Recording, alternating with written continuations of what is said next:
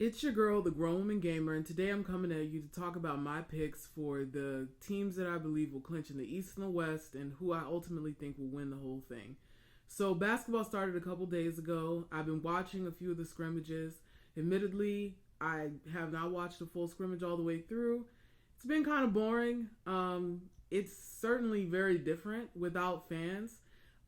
It's still great to see basketball, but that intensity that you feel, that excitement, the drama of it, it's just not there for me yet. Perhaps when the games actually have significance, when they're playing in the playoffs, and I'm guessing once they get all the way to the championship, it will be a little bit more intense because there'll be more at stake.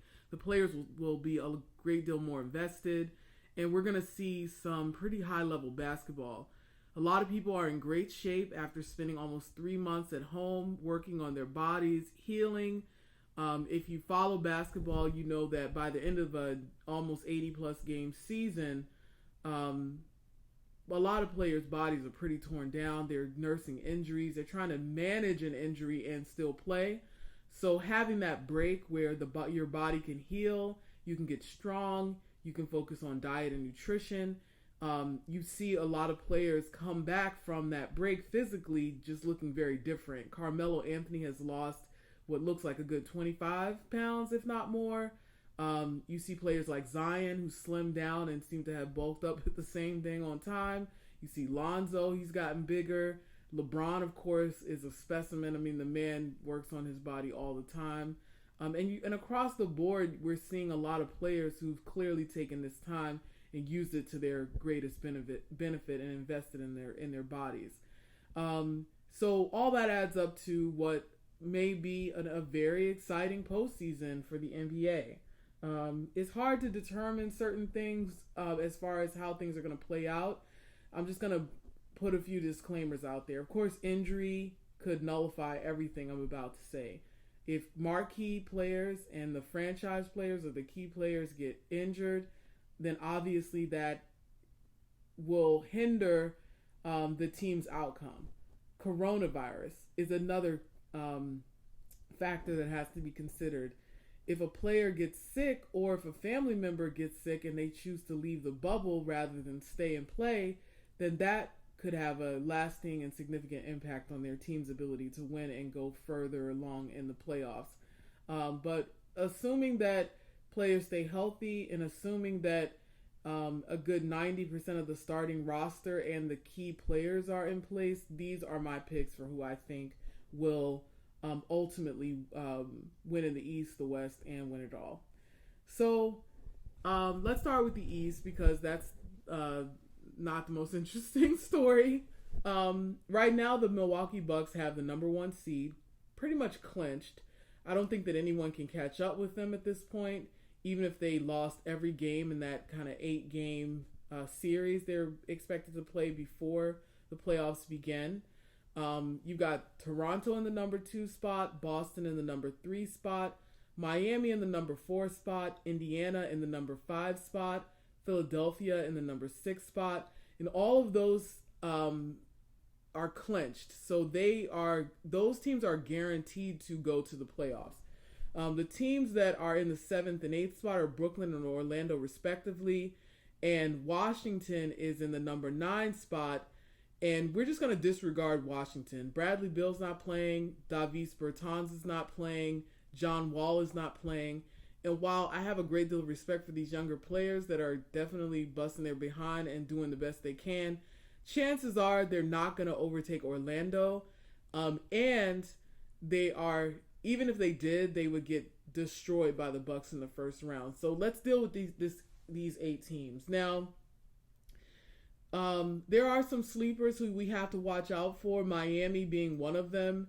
Philadelphia is another one. Although Philadelphia is in the 6th place, that has a lot more to do with team dysfunction than their ability to actually win in a playoff setting.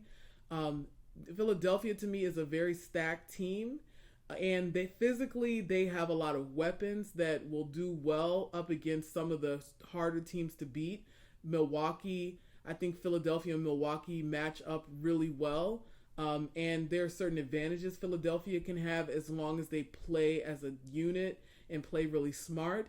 And Miami is another team that people don't talk about a lot, but Miami is a true team basketball. They play true team basketball. They have a good leader in Jimmy Butler. And then they have some pieces around like Bam Adebayo and Tyler Hero. I think that's how you pronounce his last name. But that's a good team that is going to give any other team a run for their money. They're not gonna just lay down. Brooklyn and Orlando. Orlando is okay, but Orlando and Brooklyn's definitely not going anywhere. Most of their starters are not playing due to injury or protest or whatever the case may be. So I am, out of all those teams, if I said what my picks are for Eastern Conference Finals, I would likely go with the Milwaukee Bucks and the Boston Celtics. And between the Boston Celtics and the Milwaukee Bucks, I'm going to have to take the Bucks. It's hard to be firm in that, but when I think about some of the physical weapons that the Bucks have, particularly Giannis, I just don't see Boston getting past them. But I think Boston can get past any of these other teams if they're still playing at the same level that they were playing at the end of the season. The team that could prove me wrong out of all these teams that I have not mentioned is Philadelphia. I talked about them, but I'm still choosing the Bucks to go all the way. And barring injury and something with COVID impacting their starting lineup and particularly impacting their star players, I think the Bucks will clinch the East. So no surprise there. So let's talk about the West. The West is where it gets a little bit more complicated. Obviously, the Lakers are a standout, and so are the Clippers. So most people have pretty much resolved that those are the two teams that are going to be in the Western Conference Finals.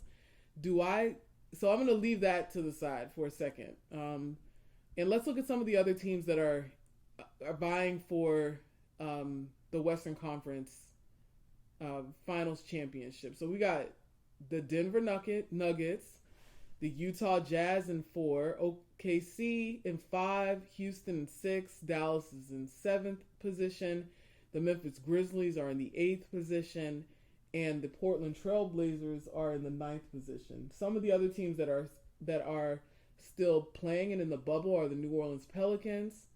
They're 4 games behind the Memphis Grizzlies, the Sacramento Kings, which are tied with New Orleans for pretty much like, I guess you could say that's the 10th spot, and then the San Antonio Spurs and the Phoenix Suns. So let's just rule out San Antonio, and let's rule out Sacramento.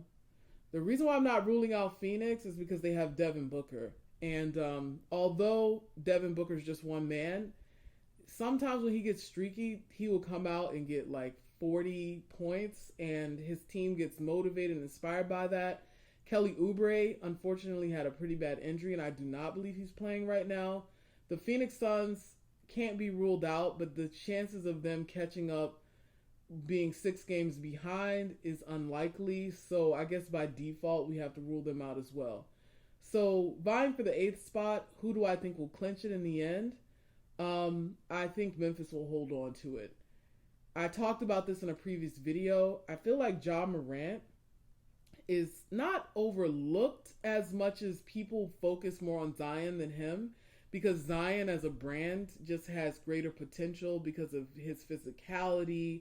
And there's something about Zion that people really get. Well, and I guess it's everything leading up to him coming to the NBA, plus coming into the NBA, there's very high expectations. He's a Jordan athlete. The marketing machine is certainly behind him, and the focus is on him. Whereas with Ja Morant, we know the brother can ball, but he's not given as much attention as Zion is given. But he's played the whole season. He's done extremely well. He's my pick for Rookie of the Year, and I think that they will do well in the playoffs. It's going to be a challenge, because there's some players on their team as well who are injured, who are integral to their success. I don't think that they will get past the Lakers in the first round, but if they are bringing it, they could keep the 8th spot. They just have to win at least half of the games that they're slated to play before the playoffs actually start. With Dallas, I think one of the interesting things that we may see happen in the first round is that Dallas is going to give the Clippers a run for their money.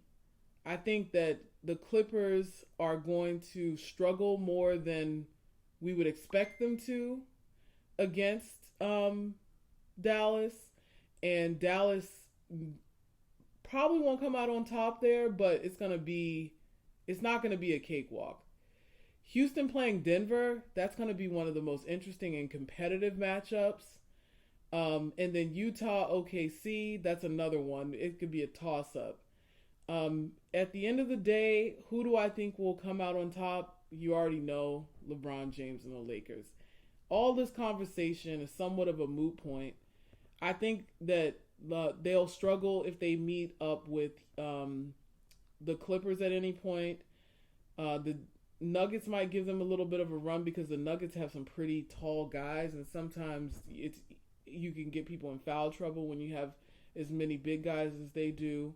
But LeBron is in top form, provided that he stays healthy and AD is playing good basketball. There's no reason why they shouldn't make it all the way through. So ultimately, we'll have the Lakers play the Bucks, and then the Lakers will beat the Bucks 4-2 in the NBA championship. That's my prediction. If you disagree, feel free to leave your comments in the comment section.